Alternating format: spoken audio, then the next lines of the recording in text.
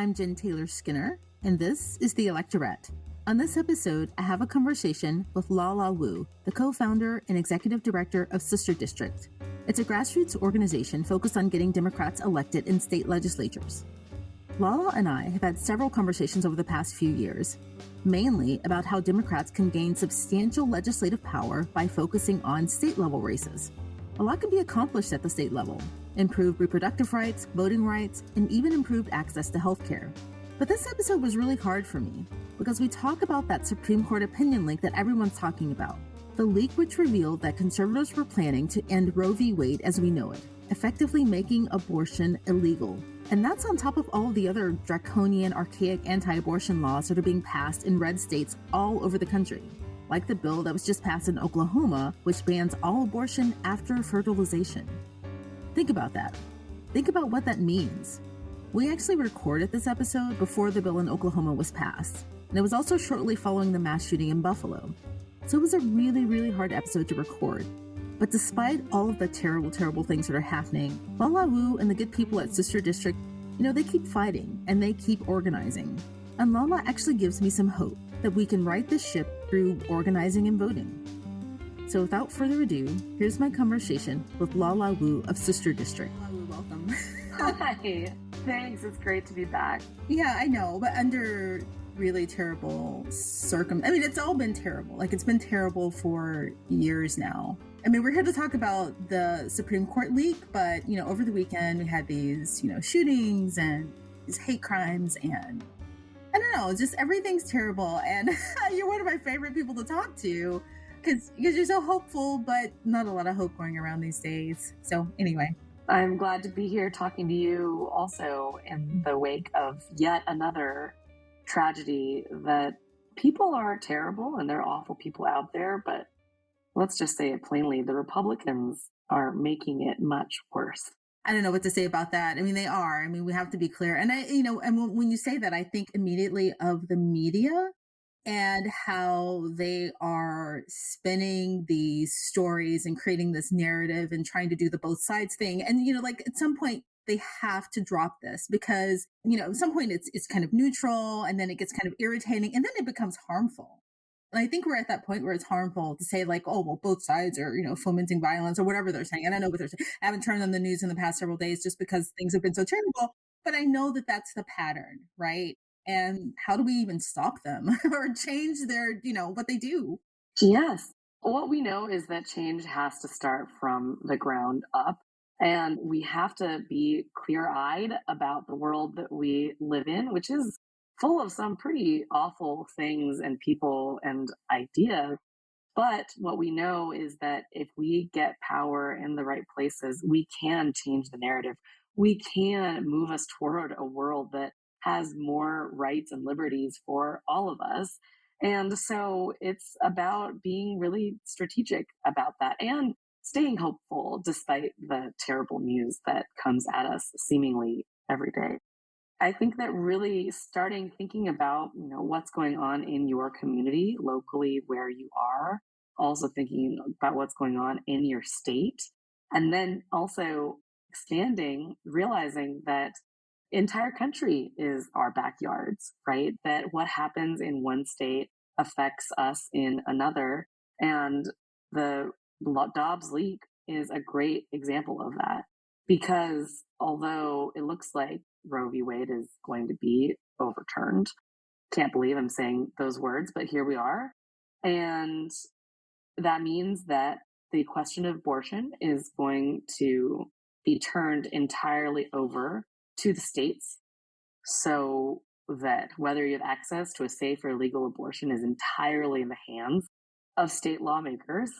And even though we have a country where nearly 70% of people don't want to see Roe v. Wade overturned, they want to have some access to abortion, we're going to see abortion become banned or effectively banned in 26 states the moment that Roe v. Wade is overturned.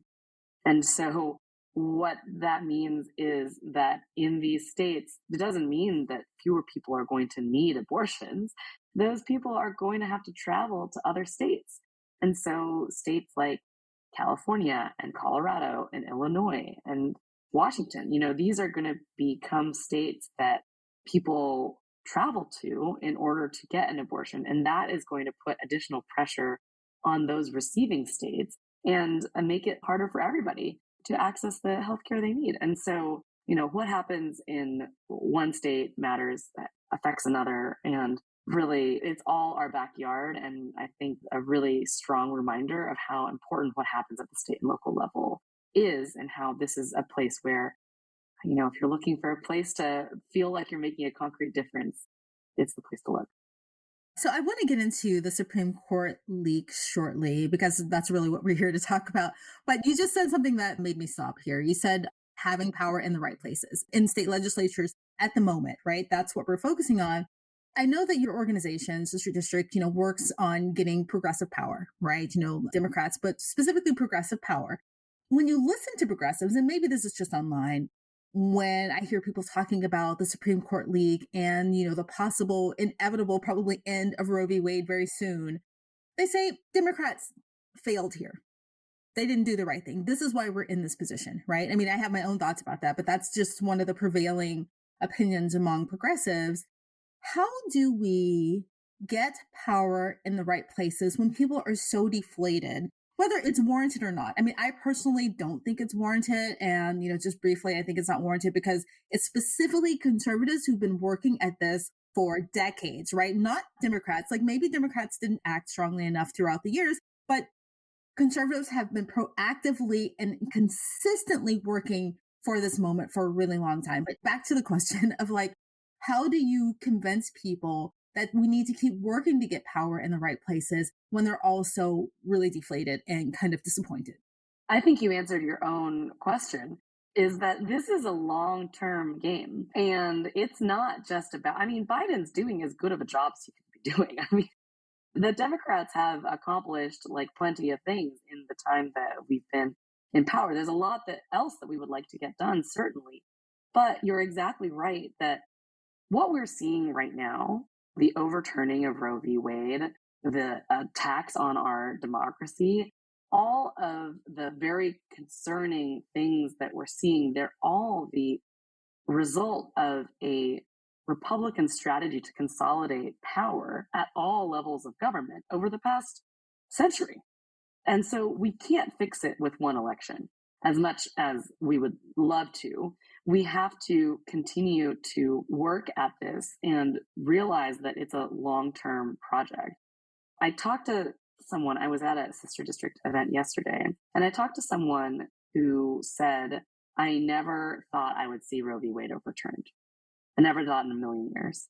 And I said, I know, here we are. We have so much work that we still need to do. And she asked me, when is it over? When do we get to be done?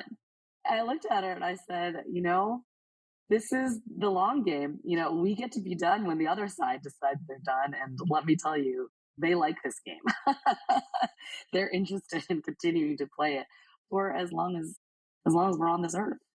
It's not a game that is won. It's one that continues. It's never over. This book keeps getting written and the pages continue to get added. And so it really, it all depends what we do with this moment. And what we have to do when we think about getting power in the right places is first, as you said, we need to understand that this is a long-term project. And then we need to just be extremely smart about where we're putting our resources. And so, you look at the Republicans, and not only did they have a very strong effort to make sure that they were going to have folks lined up for the opportunity to get them put on the Supreme Court, so that Trump was in the position with Mitch McConnell's help to put 3 justices on the Supreme Court. But there's also a very deep bench of Republicans that have been ushered in and are waiting in the wings for other federal courts, not just the Supreme Court, but these are other Article 3 federal judges that are appointed for life. And only a sliver of the country's legal cases make it up to the Supreme Court. So a lot of law is made finally, its final stop is at these federal courts. And so that's another piece, that the Republicans have been working on. Republicans have also been working on the state courts, which are also going to be the final word for all kinds of legislation, including abortion legislation, which after Roe v. Wade is overturned. So, who is on these state courts really matters as well. In some places, in some states, they're appointed, in other places, they're elected. And query whether that's really the way that we should be putting into place who these judges are. But we have to be strategic about that as well. And then, you go all the way down to the local level. Not only are they looking at secretaries of state, they're looking at election administrators, they're looking at poll workers, they're looking at all these places, even these nonpartisan places, seeking to install partisan people so that everything is going to fall in line. And so I don't mean to sound too Chicken Little, the sky is falling, but in 2020, our democratic institutions, they held together, but barely. We have to be prepared for the Republicans.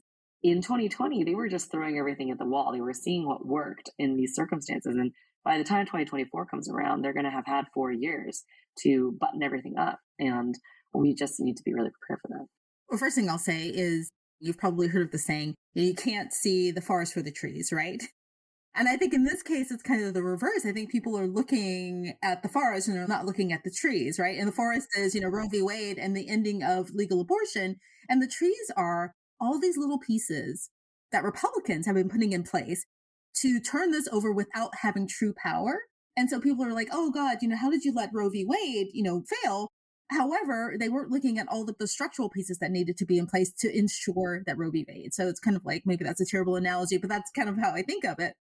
Then the second thing, you mentioned that conservatives have been planning this and lining up judges. Well, I think that the Biden administration has not gotten enough credit for the work that he's done, kind of the foresight that the administration's had. He has nominated, or he has put in place, I think, more women in judicial positions than any president in history, right? And more women of color. And that's something that I don't think he's given enough credit for. And that's really important when you're looking at, cases like this that are happening in these states. Oh, I love that. Yes, absolutely. And like I said, the deck is stacked against a lot of Democrats right now. And yes, Biden definitely deserves a lot of credit for doing that. And I think that, unfortunately, I feel like things were a bit reactive. We saw how successful Trump was at putting all of these judges in place.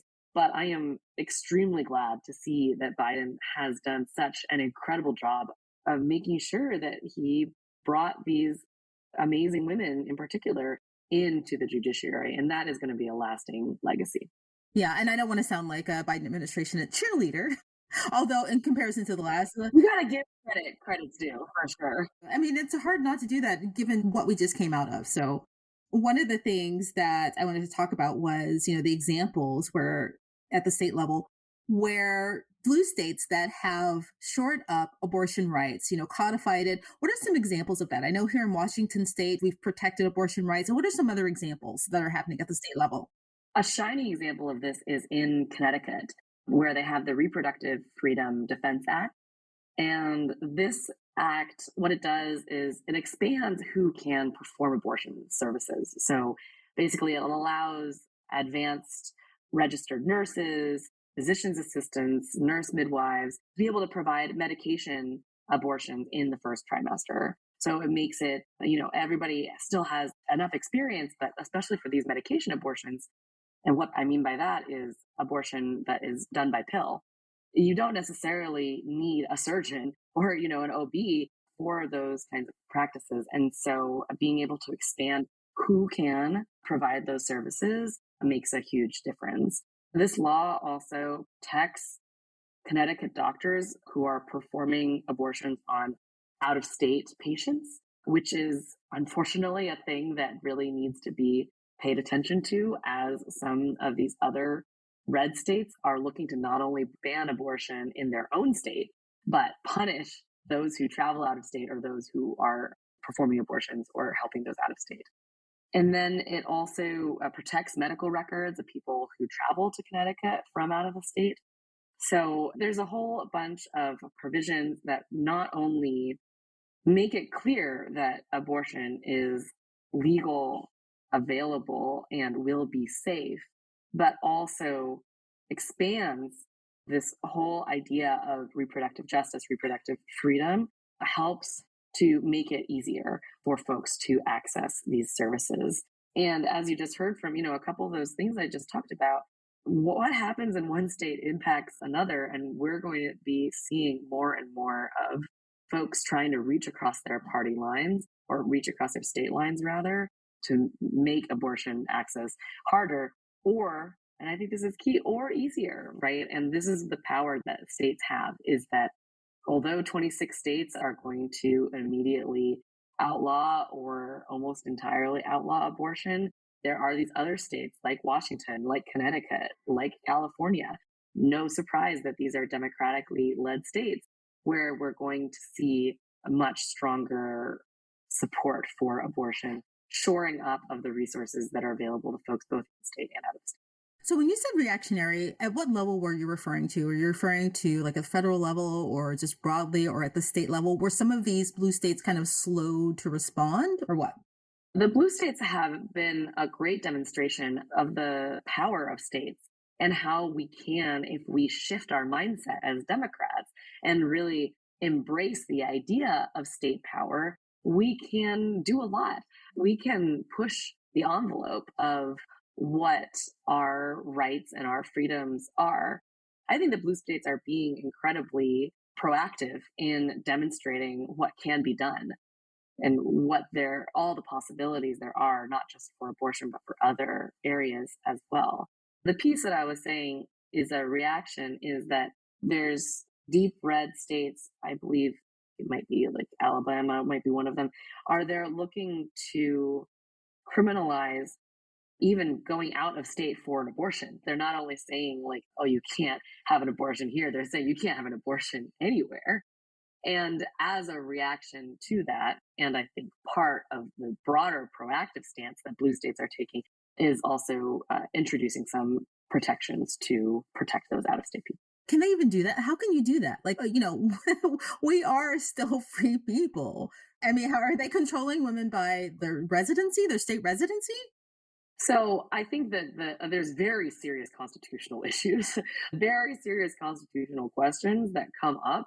Not only the right to privacy, right to travel, all of these other unenumerated rights that Justice Alito says are totally fine, but also not fine. And, that's a whole other conversation. But I think there's going to be a lot of questions that come up when these sorts of laws get introduced. And hopefully we will see some injunctions, which means basically, at the federal and state court, hopefully the courts, when these are challenged, will say, hey, we need to stop this law in its tracks. We can't let it go on until we address the legal questions, make sure that this law is legal or not. But unfortunately, what we've also seen at the Supreme Court, when the Texas abortion law was passed, which was a 6-week abortion ban, which was in clear contravention of Roe v. Wade, what the Supreme Court, we would have expected a more sane Supreme Court to do would be to say, hey, Texas, we got to put a hold on this law. It looks like it contradicts with precedent and with existing law.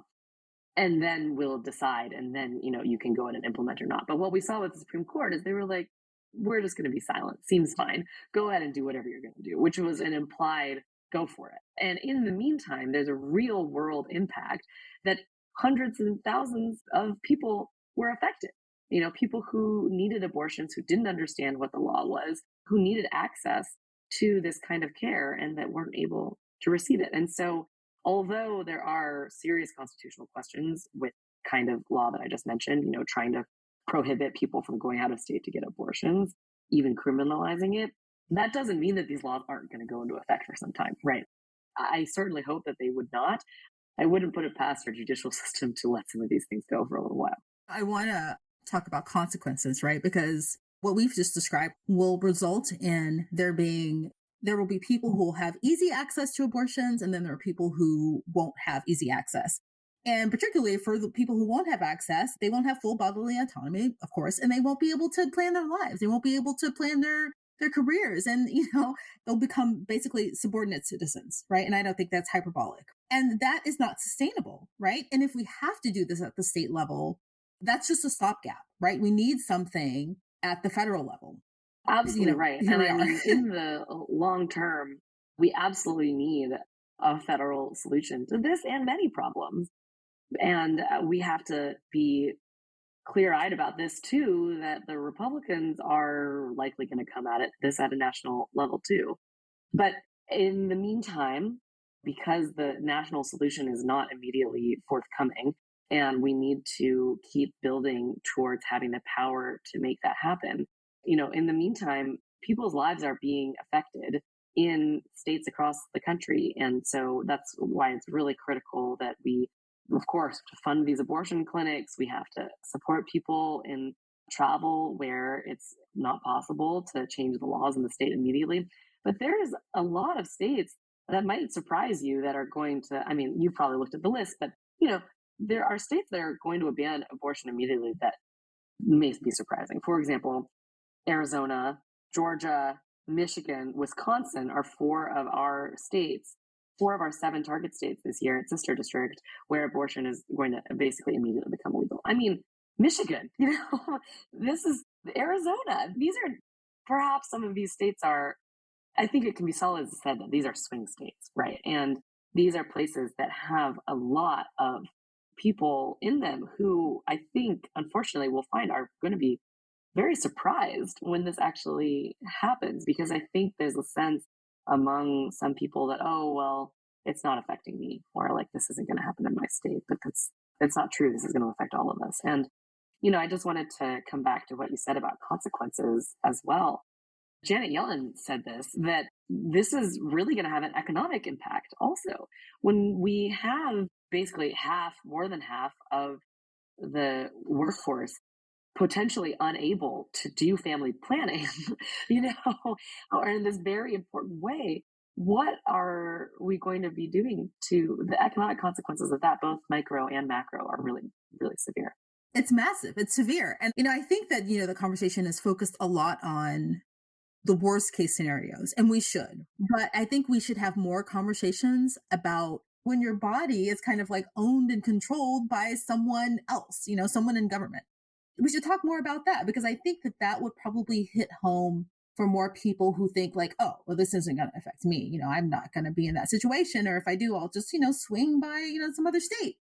And I think we should have more conversations about that. Not only the big ways, but, the small ways. Yeah, absolutely. And I mean, just thinking about what some of these circumstances are as well, in many cases, people who seek out abortions already have children. They might also have just not be the right time to have kids, but they want children later.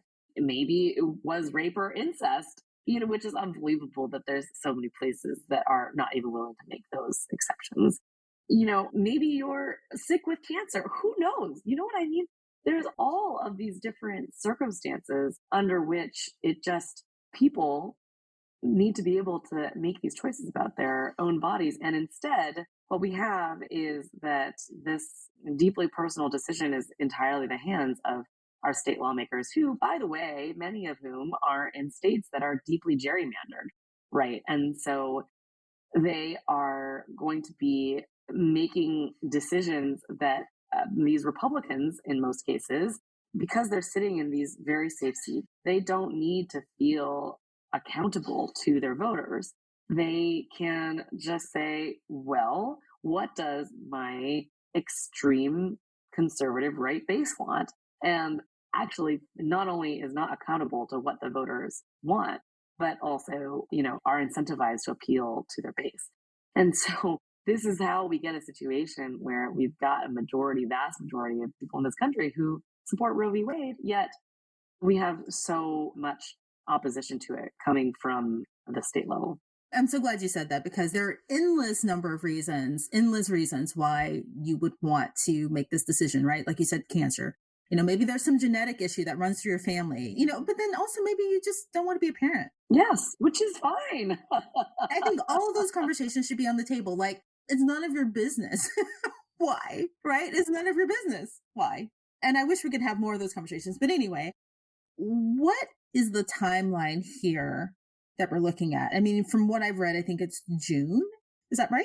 Yes. So everybody that I know had been kind of preparing for this decision to be released by the end of June. The Supreme Court traditionally reserves its most high profile, controversial opinions for the end of the term. And there had been a sense that, oh, maybe they'll release it earlier because the Supreme Court is so weird. Who knows what it's going to do? But then, this bombshell leak happened, and that was a big surprise. The draft opinion itself and what it said was not surprising, but the leak was very surprising.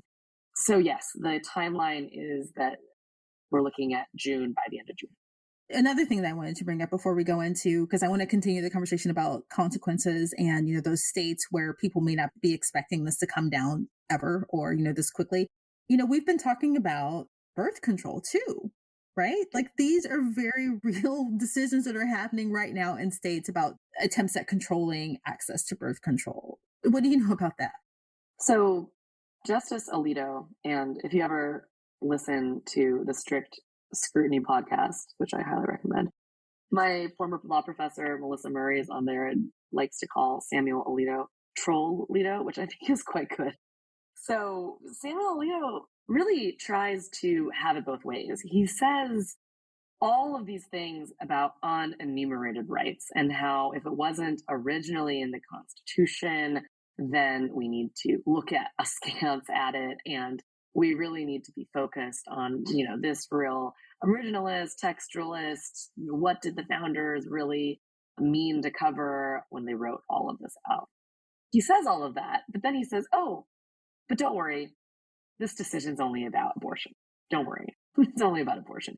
And so you really have to wonder, is it only about abortion? And are you in the future going to feel constrained by what you said here? Probably not, because you have given fuel to the fire and a lot of reasoning, basically drafting a playbook out for Republicans to challenge all kinds of rights, whether it's birth control or LGBTQ rights or anything else that maybe even is settled law, because they've been shown to be willing to overturn this precedent. So why not others?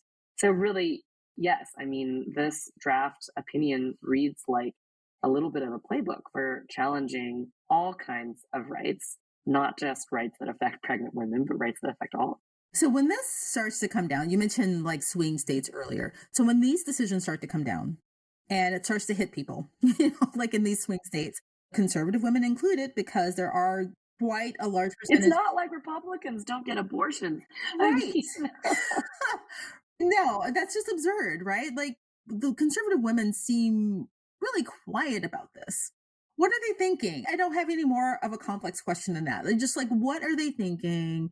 First of all, the decision coming down in June, that's really bad timing, right? Before the midterms for them. I just can't imagine what is going through their minds. I can't say that I know what's going on in anyone's minds, but I do know that it is up to us as Democrats and progressives and being on the left to make sure that we take the opportunity of this moment. And this is a terrible thing that's happening, but this is an opportunity for us to communicate with, persuade some persuadable voters, right? To talk to folks about how this is something that's really going to impact their everyday lives. And hey, isn't this bridge too far, in terms of saying what you can do with your own body? So, I think that if kind of related question to what you're asking is what's the implication for the election and for the midterms, I think it depends on what we do at this moment. Like, what could we do right and what could we do wrong? I think that this is a very resonant issue for a lot of people because it impacts all of us, right? Even if you're not somebody who is able to or is looking to get pregnant, you certainly know many people who are. And, I imagine that they're near, and many of these people are near and dear to you. So it's about figuring out how to get this messaging right.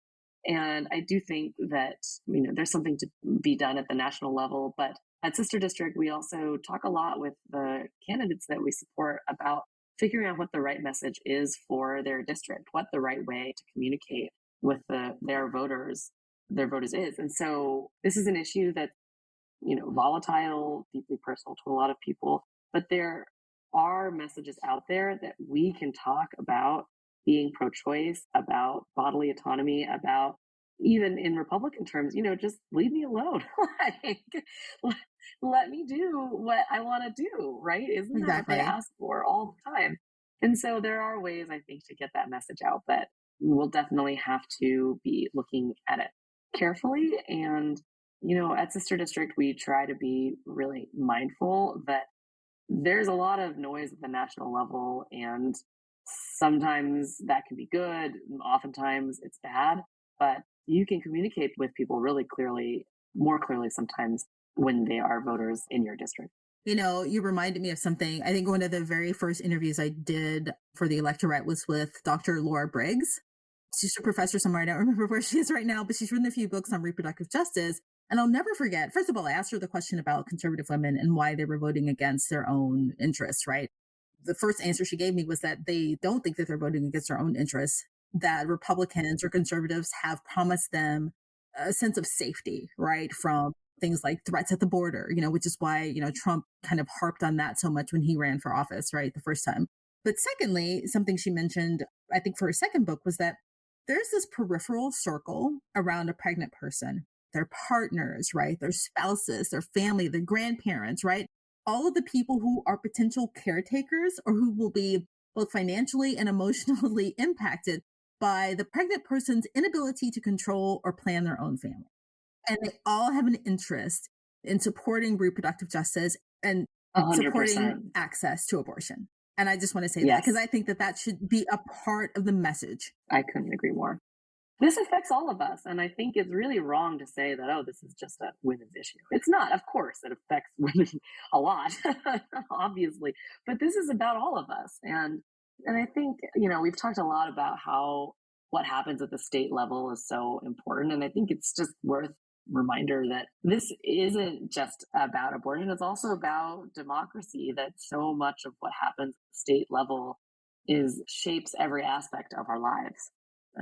Just take voting rights as one example, that the states are where you can expand or restrict access to the ballot box, and it's where the big lie and conspiracy theories are being peddled and going out of control. I mean, taking it back to the very beginning of this conversation, where these white supremacist ideas are taking hold as well. So it's really, we're talking about abortion, but it's not just about abortion. It's about every issue. And I think that everything that we care about, so much of it happens at this state and local level. And I guess what I would say to be hopeful is that we can do something about it, right? Is that thankfully, like the state and local level, it is kind of the ground level, and we can get involved. We can make a difference in these races without a ton of money, without a ton of time. I know a lot of people don't have a lot of time or money, but you probably have like a little bit of one or the other. And if so, that little bit can go a really long way. Like, last year we supported 12 races, and of the 12 of them, 5 of them were decided by 821 votes or fewer. And so, like, these are people, unfortunately, many state legislators are still, like, straight white men. But at Sister District, we're supporting a very diverse slate, and we're trying to replace many of those folks, get people who represent their communities authentically into these offices. And they're decided by tiny margins, And so I would just encourage everyone to, before you think about donating to that Senate race, also important, but that's a $1 million-zillion race. And these state legislative races are like a couple $100,000, Yeah. And so you can make a huge difference. I wish I could just like tattoo that somewhere. Like that's where the power is, just like those few hundred votes that are missing or, gained in certain states. Going back to the beginning as we close out, before we turned on the mic, before we started recording, we were talking about like just how terrible things were, over the weekend, with hate crimes and everything. And I feel, just on top of this, like on top of the potential for Roe v. Wade to be overturned, like we don't need this, right? It's just so hard. And I feel a lot like I did in the summer of 2020. I think it was the summer of 2020. We were mid-pandemic. Trump was trying to hide data, hide death numbers, and was trying to keep people from voting. I just felt really, really scared and anxious. I'm kind of going back into that place now with everything that happened over the weekend and with Roe v. Wade potentially being overturned. I know you said we can do this and we should have hope, but just tell me if you're a listener and they're like, what can I do? Like I text bank and I do phone banking every single election, but I just feel like I should be doing something else. What should everyone be doing? I think that action is the antidote. And, the text banking and the phone banking, donating, all of that is a really powerful way to make a difference. What I would add to that is that we have to support each other. We really have to be there for each other. And if you can find community in doing some of these things, you can join your local sister district team, but it doesn't just have to be us. There's all different kinds of organizations and groups that you can join. And what is going to sustain us for this long haul, and that's what it is not necessarily doing all of this on our own, right? Because I think that can it's all wonderful. But if we want to really make this feel sustainable, then we need to weave it into allow our community to be our support too. And so bring a friend, get somebody to do it with you, like have a drink while you're doing some of these things and catch up, right? Like make it fun and don't feel bad about having fun doing it, right? Like this is like very sobering, serious, hard stuff. And that is tough, but I don't want to let them win by, taking away all the joy that there can be as well. So what I would add is, yes, do all of those things. But then I think a really important piece of this is get together with others to do it with them too. That's a good idea, actually. Even if it's on Zoom. Yeah, I was thinking about that. Like, how can I have like a text, banking party with cocktails on Zoom? And anyway, I'll try that. Can I just say one last thing? Yes. I think I mentioned that I have a 7-month-old daughter now, which is really amazing. And I took her to her first protest on Saturday for the Bands Off Our Bodies protest. And I have really mixed feelings, right? And I was really excited and really proud and happy that she was there, but also just so sad that we had to be doing this. And it was a march from kind of one side of downtown San Francisco to the other. And we reached the end almost. And I saw a sign that said, "I marched with my mother. I never imagined I'd have to march with my daughter." That sign really struck me. And I just hope, and it reminded me why I'm doing the work that I'm doing. It really reminded me, what this is all about. And I just really hope that in the future, when my daughter Zelda is, marching, perhaps with her own daughter, who knows, in the future, that it's not because she is protesting some other right that's getting taken away. I hope that it is something to expand our rights, to be building towards like a bigger and better progressive future for all of us. So that's what I will just close and say. No, that's a beautiful, perfect way to close. And congratulations again on your daughter.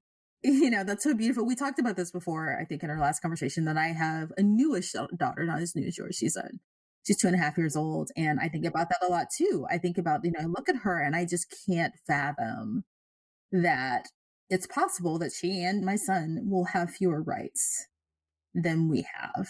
So, and I love that you take her to protest. I think that's beautiful. They're going to do great things. So yes.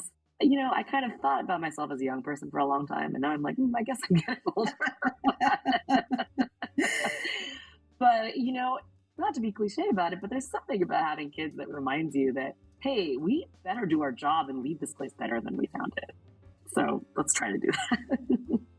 It's so hard to, say, oh, I'm just going to sit this one out. Because you can't. There's someone like just looking at you who has to live in this country that you leave behind. And you can't sit it out. You can't sit on the sidelines. You just can't. Exactly. Well, anyway, thank you so much again for another amazing conversation. Sorry you had to lift me up again, but thank you. Oh my gosh. I love chatting with you. Okay, talk to you soon. Bye.